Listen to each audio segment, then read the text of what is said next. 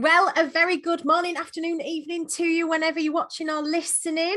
My name's Amanda Joy. I'm the Director of Studies at the Northern College of Clinical Hypnotherapy, and you've tuned in to a fantastic episode of Hypnogeeks. Hypnogeeks is the podcast for hypnotherapists who want to not just survive, but thrive in their businesses and in their practices. And it's really gives me a fantastic honor and privilege to introduce Tracey Alport, my amazing guest today.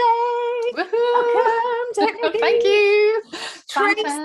Tracy is an occupational therapist, and although she isn't a clinical hypnotherapist, she's a remedial hypnotherapist, and she's a control practitioner, and she works with the subconscious.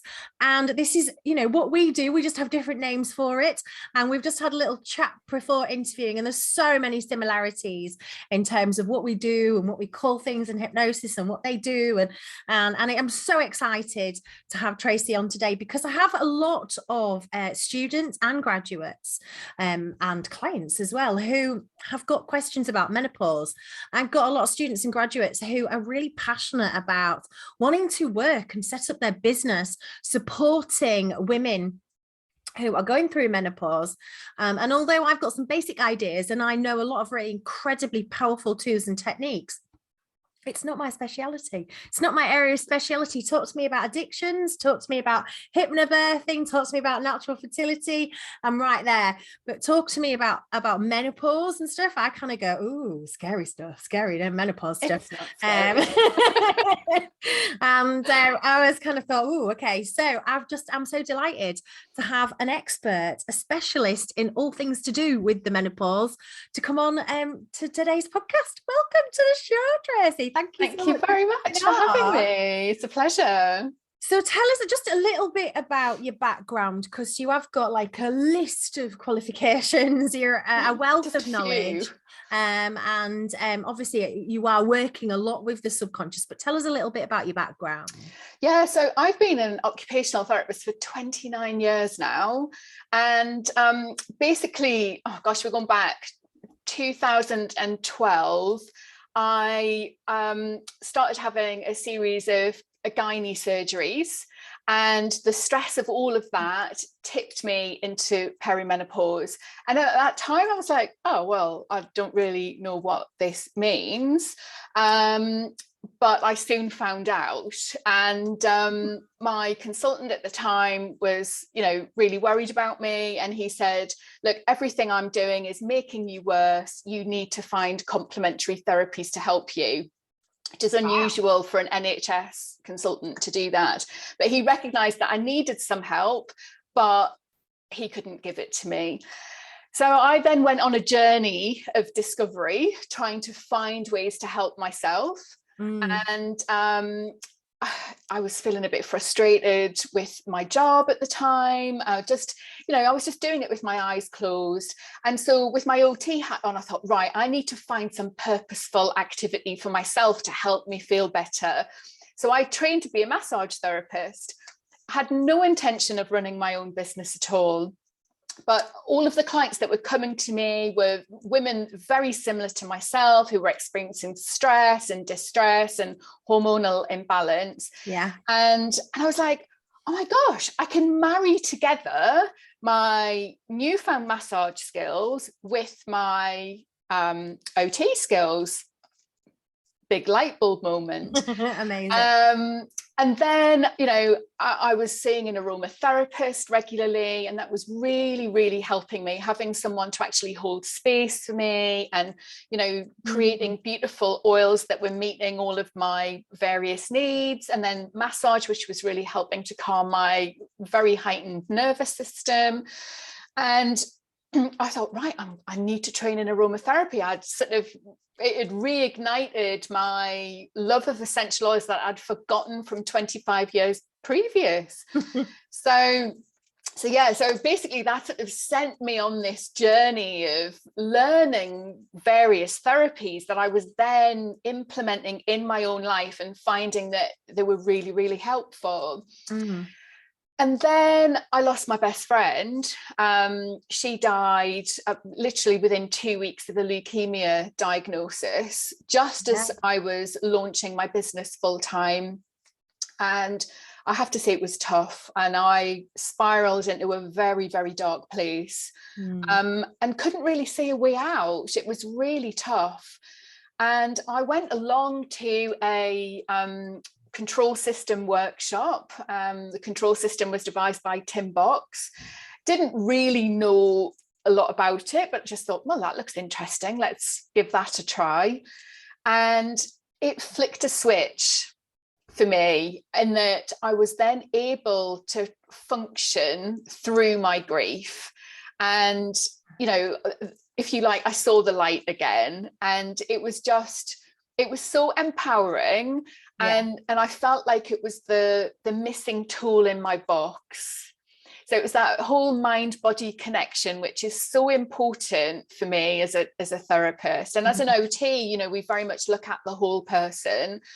And it was just like, I've got to train in this. And then I've gone on to become a presenter, so I can run workshops now as well. And it's just an amazing tool. It's really helpful. It's wonderful. So I'm going to ask you to tell us a little bit more about what the control system is, because I know you were saying there's a bit of a 4-part process to the control system, and how it works with recognizing patterns and recognizing barriers and working with the subconscious. And there's a lot of real similarities with that particular technique and what we do in hypnosis, but it's almost like Tim took an element of hypnosis and beautifully refined it and expanded on it, and it's just this most amazing, powerful tool. So tell us a little bit more about the kind of the philosophy of it, how it works, and what's it all about. Tim was a clinical hypnotherapist, became exhausted by the whole script model and the time that it took to take people down into trance and to work with them, and then you wouldn't know actually if what you've done has really worked. And so he, just by chance, he was, you know, speaking to a friend, and a friend said, "Oh, can you stop me from biting my nails?" And he went, "Well, it wouldn't be very ethical for me to just work with you without working with you properly." And they went, "Oh, go on then, let's give it a go." And so he actually discovered it in a way by chance. And started to then back engineer the system. And basically, he's created a 4-part system where we identify exactly what the issue is, what is the current pattern of behavior or habit or thought that the client is really struggling with. We help them to work out what is the pattern that they really want. And most people obviously know what they really want, but why is it that they can't get there? There are barriers in the way that are stopping them from actually achieving where they really want to be. So we work out what those barriers are, and then we talk directly to the subconscious by creating subconscious dominance. And we then speak directly to those parts of the subconscious that are running those old patterns, and we get them to change them. And we're working on the basis of the analogy of the mind being like a ship.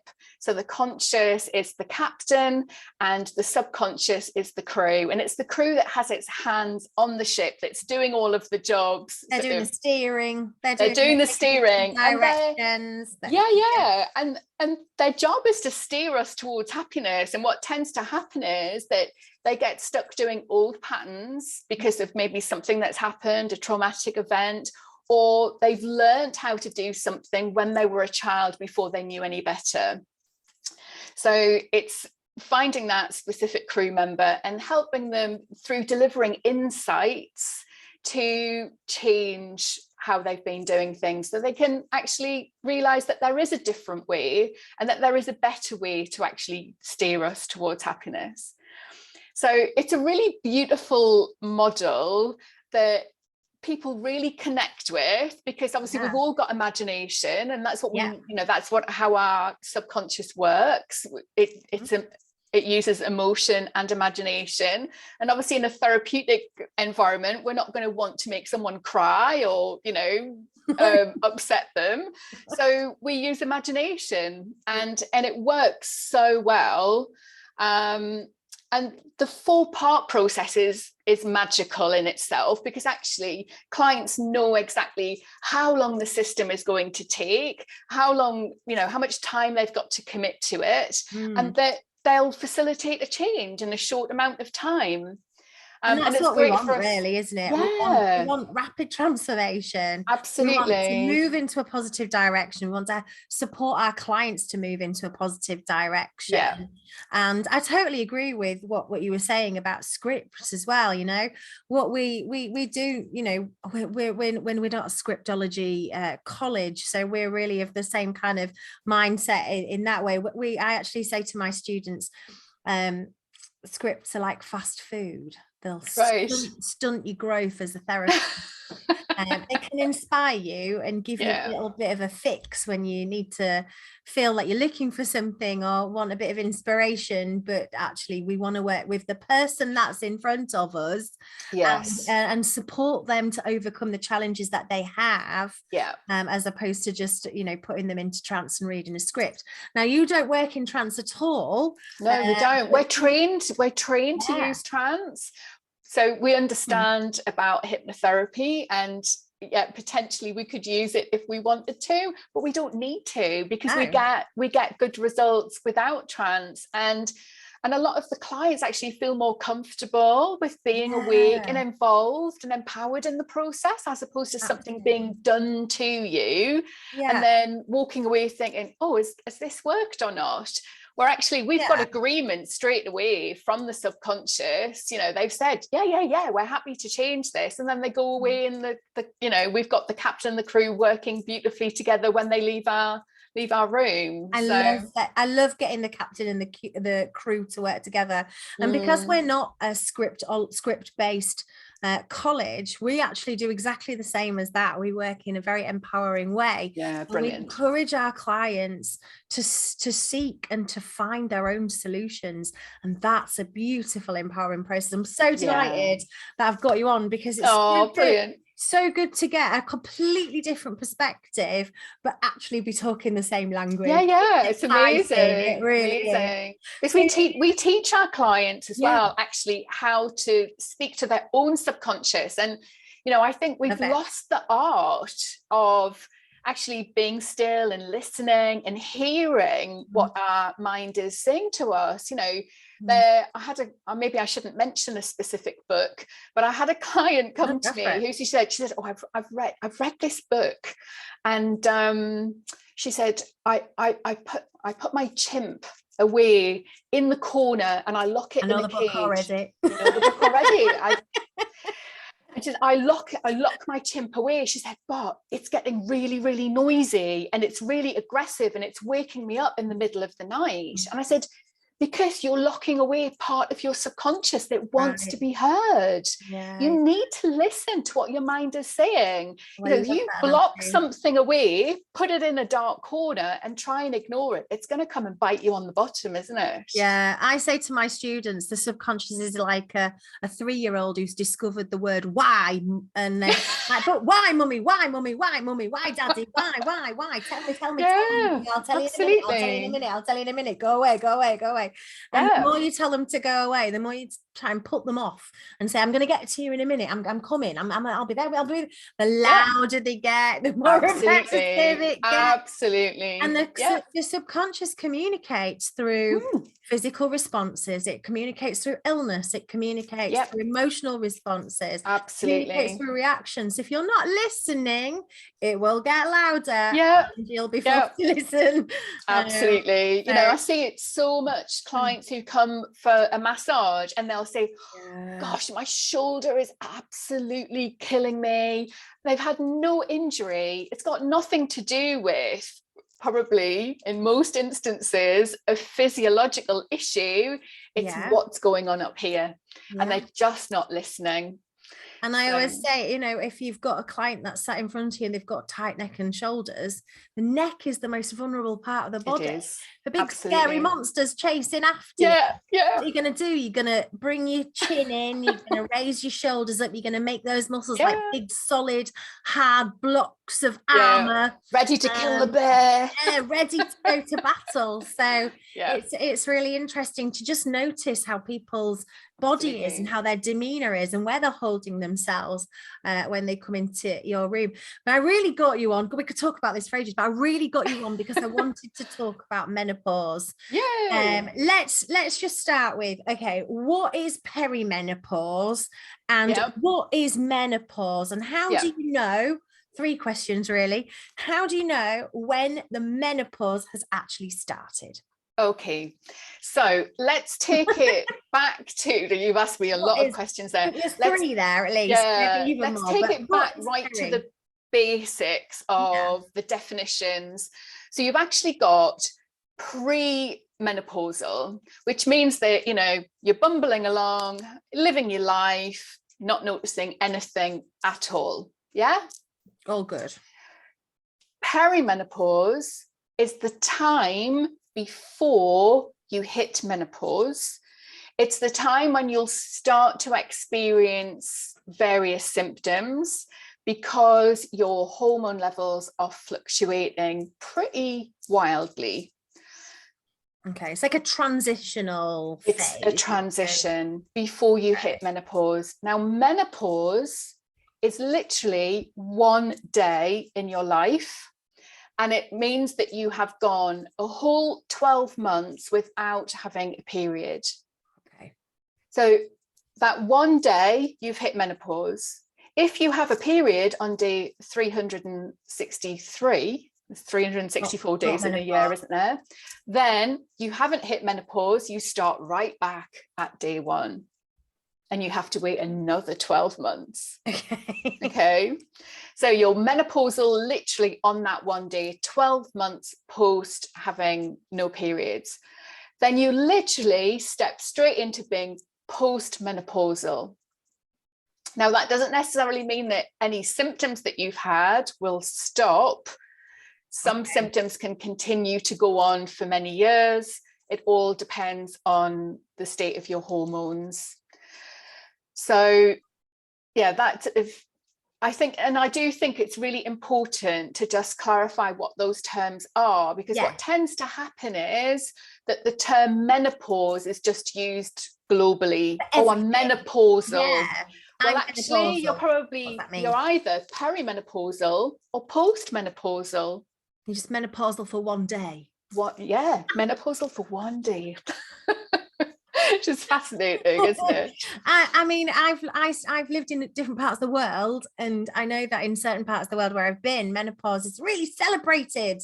Women get gifts and they, receive it's really looked up to and really kind of because it's about celebrating wisdom, isn't it? And women really stepping into their knowing and their being and growing up and understanding your own skin and who are you as a person. Yeah, but I think in our the cultures where I was, they were really sort of like revered at that point. Okay, now they've this is the person who I'm going to go to for advice. This is who I'm going to go to understand my life, to help me with my body and understanding my body, to help me with my sexual relationships, to give me advice in all aspects of life. Like, we're full of wisdom and knowledge. Absolutely. Whereas here it's like, there's a tendency where there's fear, there's worry, there's trepidation. You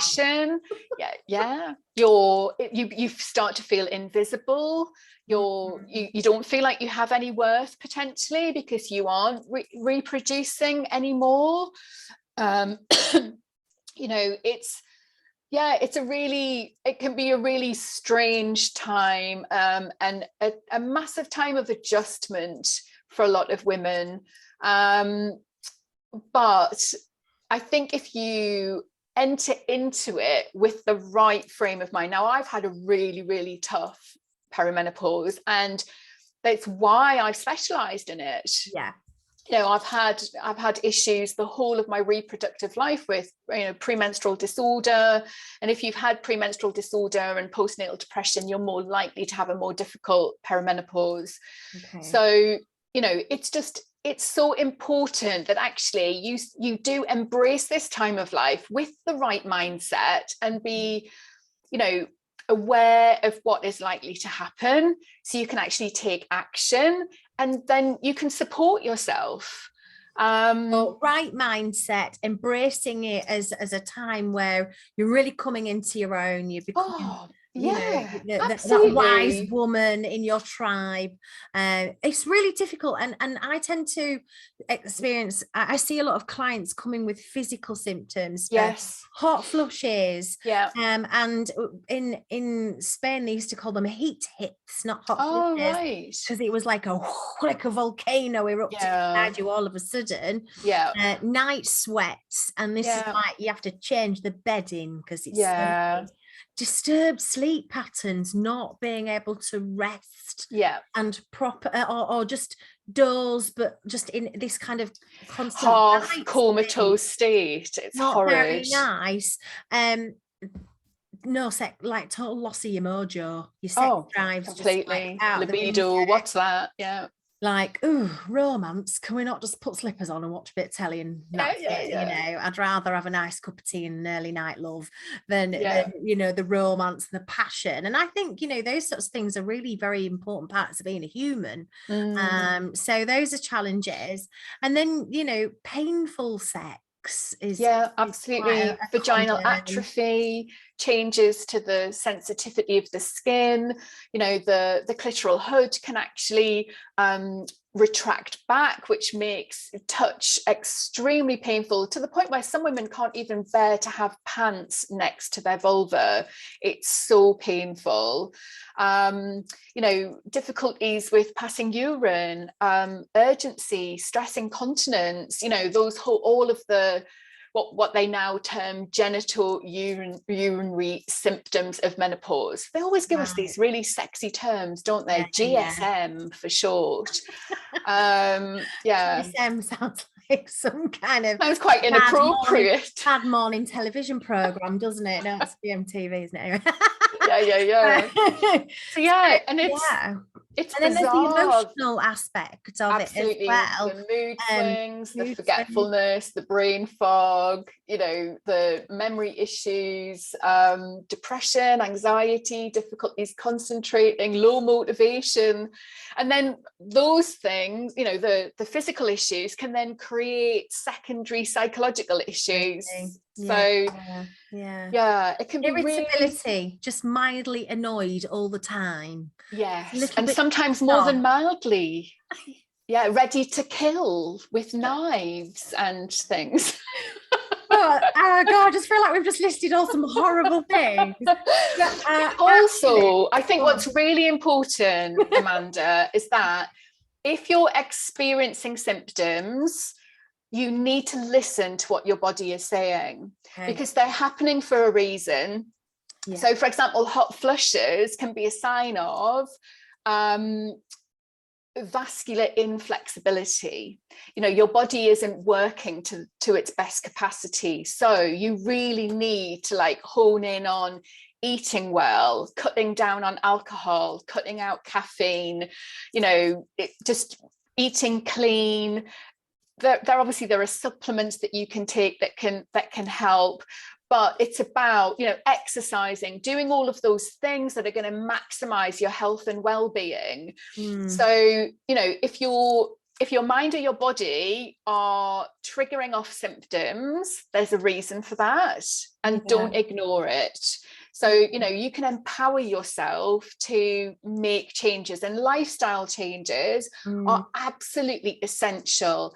And whether you choose to actually take HRT or not, because either you can't or you choose not to, you need to actually look at lifestyle factors. Because even HRT, you'll maximize the benefits of HRT, and it will work better if, for example, you're managing your stress levels. So HRT isn't a quick fix. For some women, it can take months, 18 months, 2 years to actually get those levels right. For some, it's more of an instant result. Everybody is different. But even if, because we're all aging, even if you're taking medication or you're not, you've got to look after yourself.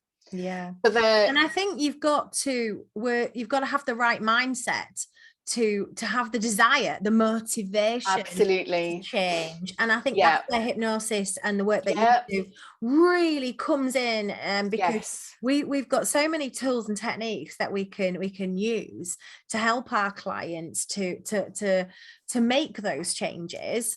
To motivate them to make those changes, but to kind of sustain those changes, because no point going for all those lifestyle changes if 6 months down the line it's going to go out the window. Absolutely. And I think you have got to make a commitment. You've got to make a commitment to look after yourself and be in it for the long haul.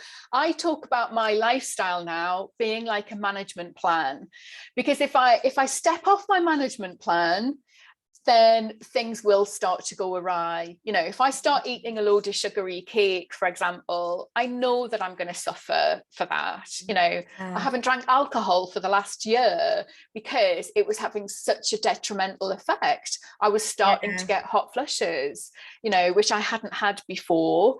And you just think, well, what's the point?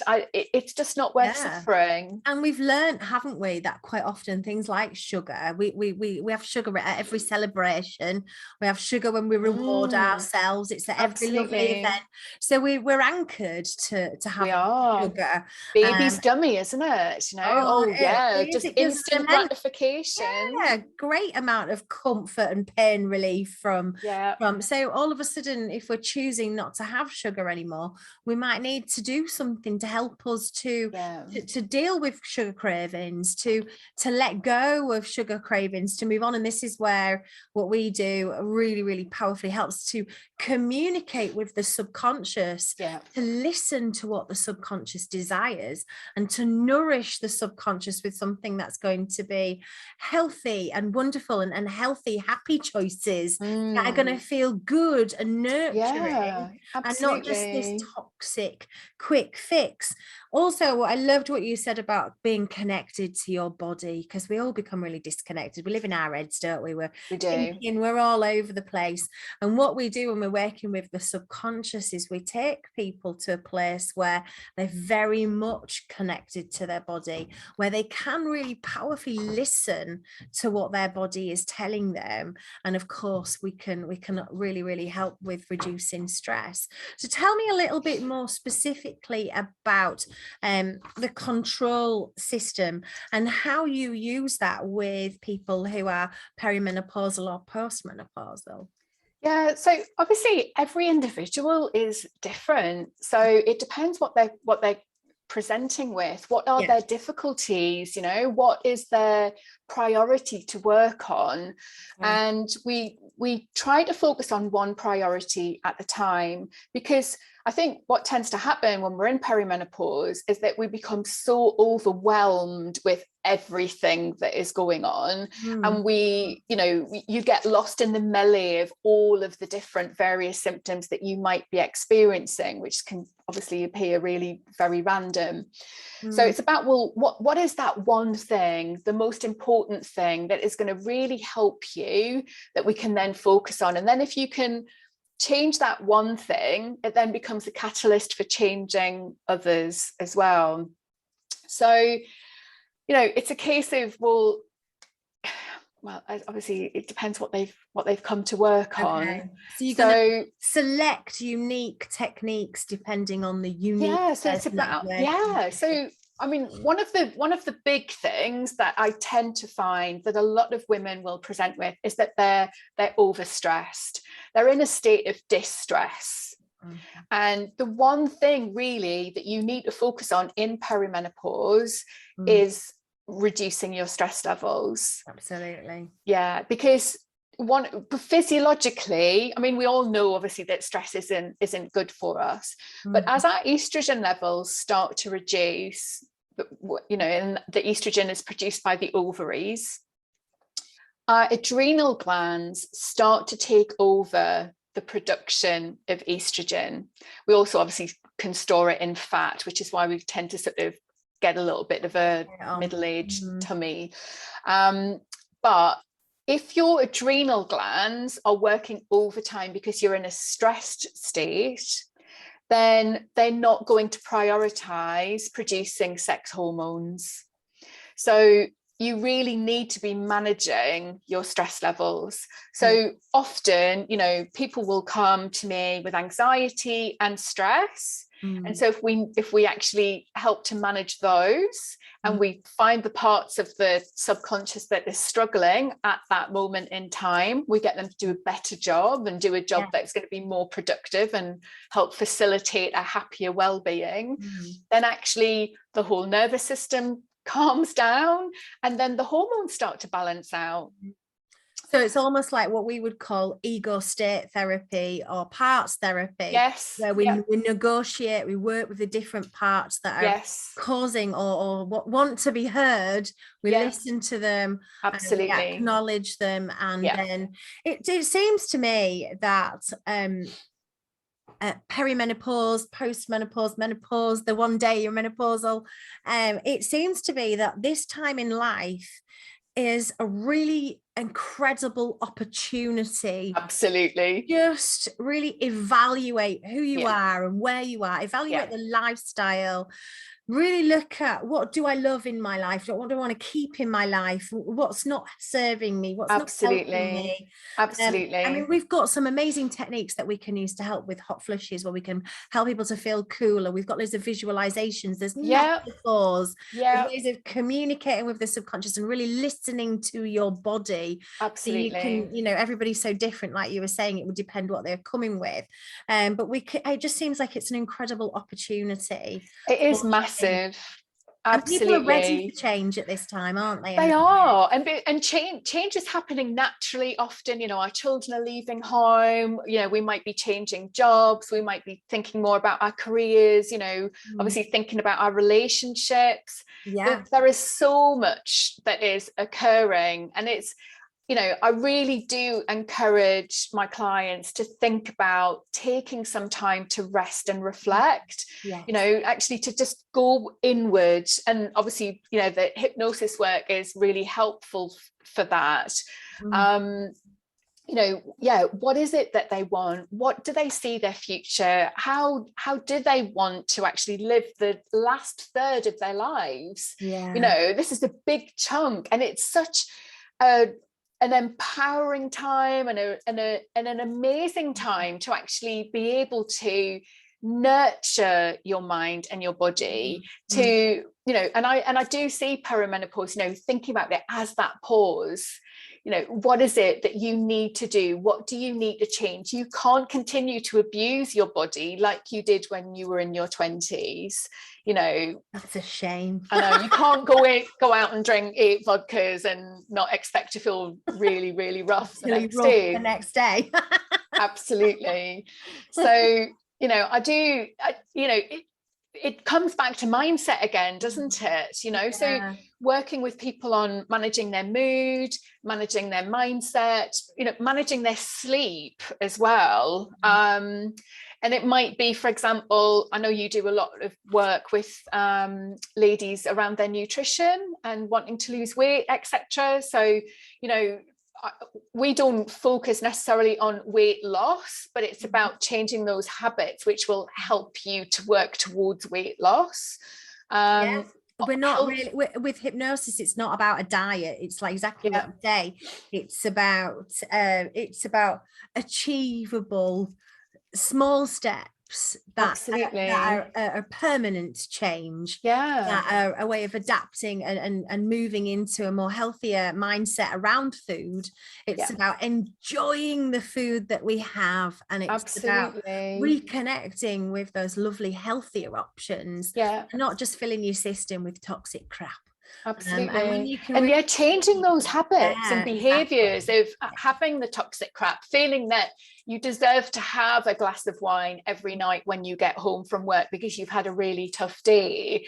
So looking at being able to change those habits to create more positive ones, which will actually serve you for the longer term.